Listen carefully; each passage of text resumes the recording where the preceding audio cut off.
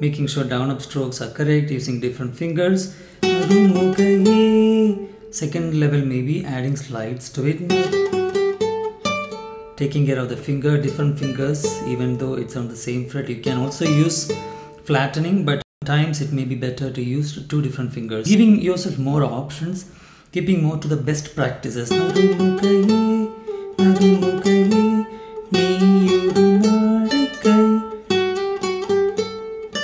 Also possible.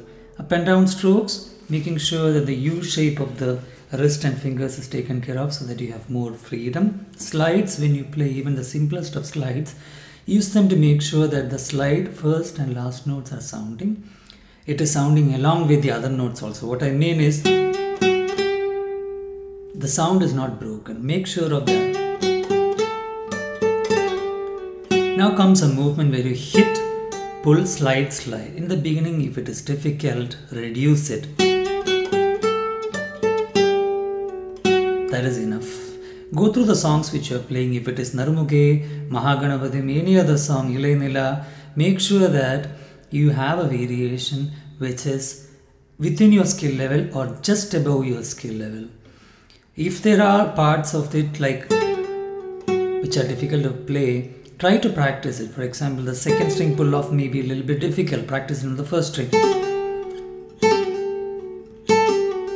Making sure again that the pull off, slide notes, each of them are connected and sustained. If you do this much of work, then your practice is much more meaningful than just somehow hitting the notes, somehow going through the slides, hammer-ons and pull-offs.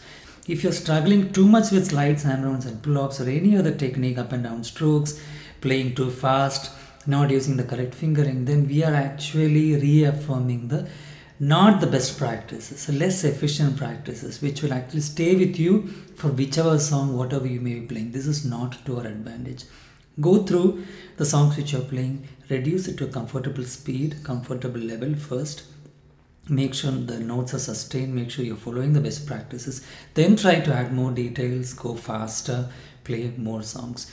Take another example. There'll be a simple variation of reduced some of the slides. In the beginning, if you try to struggle and play the slides, then we are introducing tension in our body. We also don't know exactly what we are doing. The slides may not be correct. We may also start feeling a little bit too much pressured in the practice and playing, which is not good. Reduce whichever songs to your skill level or just above your skill level. Practice it for consistency.